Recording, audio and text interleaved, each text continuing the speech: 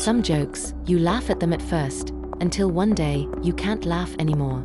Some stories, you listen to them casually, until they become part of your own life. I never imagined that a careless remark I made 3 years ago would be like a poisoned needle, dragging me into endless darkness. Since then, I've known no peace, day or night. Every university has a few creepy, haunted legends. Our medical school's lab building was no exception. Back then, I was still the type who loved stirring things up and joining in on the fun. That night, a cold wind howled through the lab building. It felt like the perfect setting for some spooky talk. Looking back now, I have no idea what was going through my head. Annan, could you please stop shaking your leg? My pathology notes are practically doing the Samba. If I don't get this stuff down soon, I'm gonna flunk for real. Come on, Senior Ling, relax. I mean, look at this night. The dark sky, the chilly wind, it's perfect for ghost stories. I just read this crazy urban legend about our lab building. It's so good, it'll make your hair stand up. Oh, please. I'm a medical student, a loyal successor to scientific materialism. They're just the result of the brain being overly fatigued. Who's got time for that nonsense? Better to go memorize a few more neural pathways. Now, Senior, you're behind the times. This one's a real spine chiller. They say that every year on May 1st at exactly midnight, when the central tower clock chimes the hour, if you're inside the lab, and you light a single lamp, and then take a pen and toss it behind you, the pen starts writing by itself, or a ghost crawls out to say hi. Oh my dear sister, have you been writing scary stories again? No, seriously. If you throw the pen, and you don't hear it hit the ground, that means there's something unclean behind you, standing there, silently watching. Oh my god, haha. That's hilarious. Where'd you find that one? Some random street-side horror novel? If you don't hear it hit the floor, maybe it just landed in the mop bucket. Or some janitor walked by and picked it up. Can you let me study for my post-grad exam in peace? Back then, I was just a naive kid. I thought if I could scare our top student, I'd feel a sense of accomplishment. But who could have guessed? That one stupid joke would end up being a death sentence for Senior Ning. The next day, the sun was shining bright, but the air inside the lab building was colder than ice. The story I had told the night before, laughing and joking as if it were nothing, suddenly took on a horrifying reality. Hey, did you hear? Senior Ning died in the lab last night. What? Wasn't she in great health? She stayed up late all the time, always so full of energy. Yeah, they said it was sudden cardiac arrest. Such a shame. Although the official cause of death was said to be a sudden heart attack, I knew, deep down, I knew it wasn't that simple. 3 years passed in a blur. Now, I'm just another face in the crowd of post-grad exam candidates. I've become the very image of who she was back then, buried in books, clinging to a fragile hope, spending countless nights and days studying in this same old building. But fate is a cruel, twisted thing. Once I pass this exam, I'll finally be free of this cursed place. Come on. You're not weak, you're the best. You've got this. Why is this creepy lab building suddenly so quiet? No, it's fine. As long as you don't look, don't think. Nothing will happen. Ugh, I'm exhausted.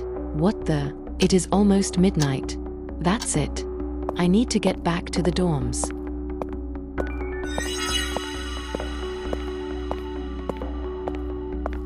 I don't know why I did it, but instead of heading back, I found myself walking toward the lab where Senior Ning had died. The room looked like it had been left untouched for years. A thin layer of dust coated the surfaces. The air still seemed to hold a lingering trace of that same cold despair from 3 years ago.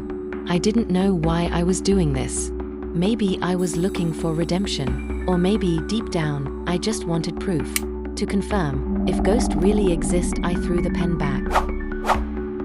Nothing. No sound. How is that possible? Still nothing. Am I hallucinating? Yeah, that must be it. I've been awake since. I am just thinking too much. I have to leave here.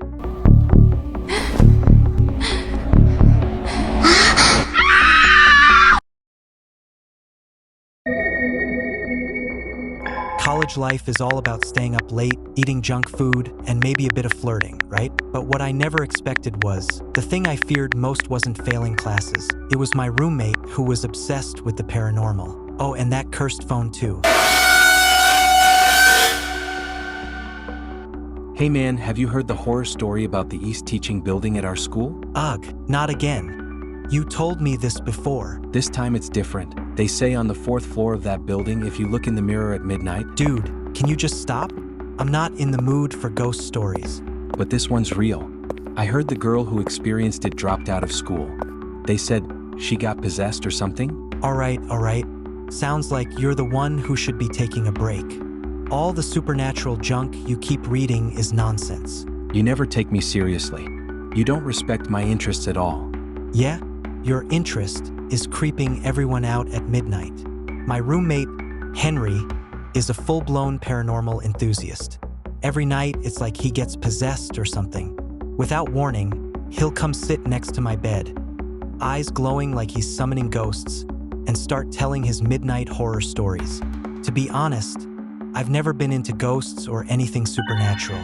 I've always believed those so-called ghost sightings or creepy legends are just products of human imagination, or maybe just misunderstandings due to a lack of scientific knowledge. But here's the interesting part. During summer break, while most students had already packed up and gone home, I had to stay behind for student council duties. And Henry, of course, stayed too, for some bizarre reason of his own. Later that night, Dude, something just happened. what now? I looked in the mirror just now and saw 2 people in it. Neither of them were me.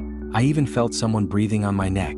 Henry, not again. Stop messing around. It's the middle of the night. Who are you trying to scare? I'm serious this time. I swear I'm not lying. Come on, man. Stop spooking yourself. Just go to bed already. I honestly couldn't believe him.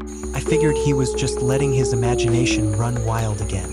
If I had known what was going to happen next, nothing in the world would have convinced me to stay one more night in that dorm. So that guy Lao Wang, what he said yesterday, it's true? There really is something weird in the dorm? Enough already, Lee. You worry too much. I'm not scared, okay? What kind of thing could possibly scare me? Just go home and relax. Anyway, after tonight, I'll be leaving too. Alright then. Just be careful tonight, okay? I'm heading out now. Once Henry left, the dorm suddenly felt unusually empty. Even though I wouldn't admit it out loud, that look on his face before he left, it gave me serious chills. Who the hell is knocking in the middle of the night? Muna, seriously, be careful tonight. That stuff in the dorm? It's real. I'm not joking. Oh, come on. Does this guy ever stop? He's seriously got a screw loose. Wait, did the power just go out? Who's there? Who's in here? Calm down. Henry must be trying to scare me again. I can't stay here any longer. At that moment, I made the most embarrassing, but also the most rational decision of my college life. I went to an internet cafe to spend the night. Better that than staying alone in that haunted dorm. At least there were people around. With all that energy and noise, no ghost or demon would dare come close, right? Imagine that, me, a student council officer, fleeing to an internet cafe out of fear. If word ever got out, how would I show my face? I couldn't believe it. Unbelievable. I spent the entire night wide awake at the cafe. No ghosts, no ghouls. Just me, a complete fool, too scared to sleep in his own room. Wait, what was that sound? In the dorm? How could there be someone in the dorm?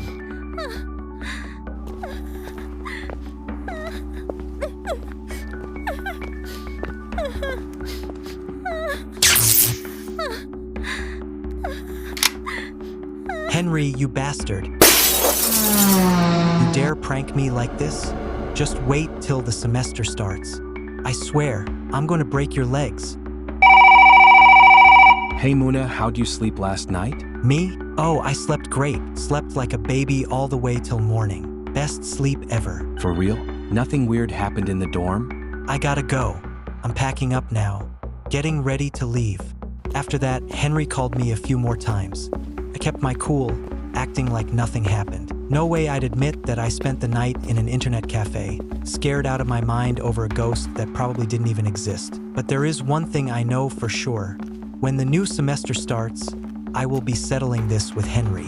He's got it coming. Although, now that I think about it, if there was really a ghost, maybe going to the cafe that night actually saved me from something worse.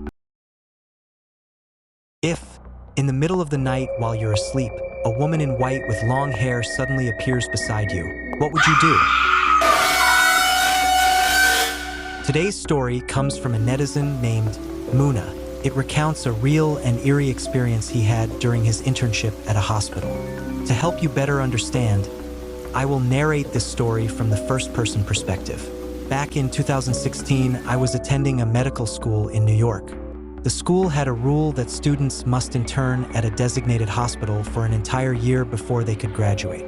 To make things easier, I found a shared apartment near the hospital. Although it was just a small single room, it had enough space with a double bed and a small sofa. The room was also relatively newly furnished, which made me very satisfied, especially given the extremely low rent, which was irresistible for a student. So I signed a one-year lease and moved in. The first month passed peacefully.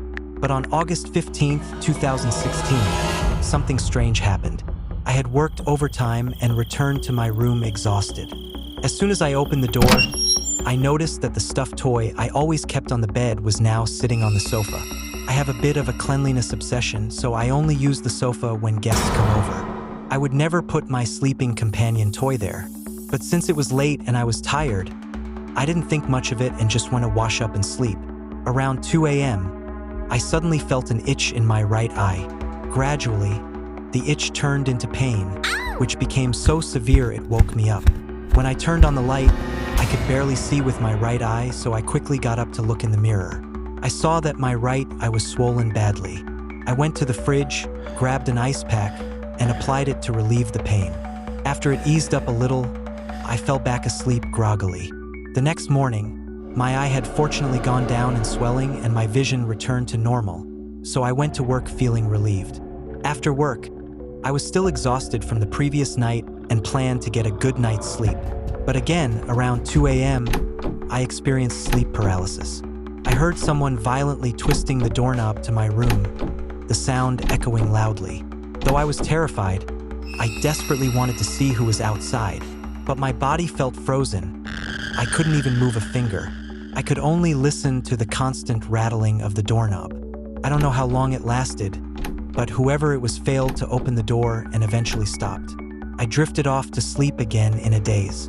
The next morning, I immediately called the property agent to ask if anyone had tried to open my door the night before.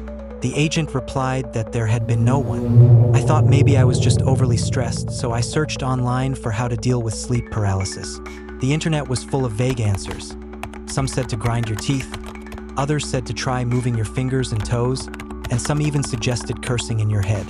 None of the suggestions seemed convincing, but on the night of August 17th, something happened that I still can't explain. That day, I finally didn't have to work overtime and returned home early.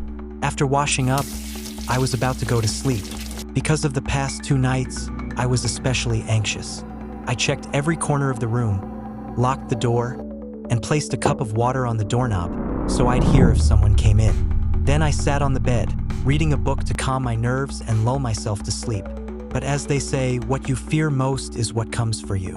Just as I was starting to feel drowsy, I was hit with sleep paralysis again. My mind was completely clear, but my body couldn't move at all.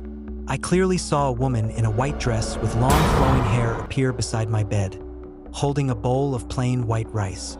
Though I couldn't see her face clearly, she seemed to be muttering something continuously in a soft voice. She tried to feed me the rice, saying things like, "Eat up, good child, eat more." Maybe because I wasn't moving or responding, she grew angry. Her voice turned resentful and she growled, "Why won't you take your medicine? You better eat it." Her voice was terrifying. I tried hard to see her face, but I couldn't. I also couldn't break out of the sleep paralysis. My mind, however, remained very alert. I could even recall what I had just read in the book. Suddenly, I remembered the internet advice about fighting sleep paralysis. I thought, might as well try everything. I tried grinding my teeth, moving my fingers and toes, and finally cursed out loud in my mind, "Get lost!" To my surprise, that word actually came out of my mouth. As soon as I shouted it, the woman vanished instantly. I shot up from bed, drenched in cold sweat. I didn't dare go back to sleep and just sat there until morning. When it was light out, I called my family and told them what had happened. My mother, upon hearing this, went to a village spiritual elder and got a protective talisman for me, which she mailed to me and told me to hang on the door. She said it would ward off evil. Strangely enough, ever since I hung that talisman on the door, nothing weird ever happened again. When my internship ended, I immediately moved out of that apartment. After that, I never dared to go for cheap rent again.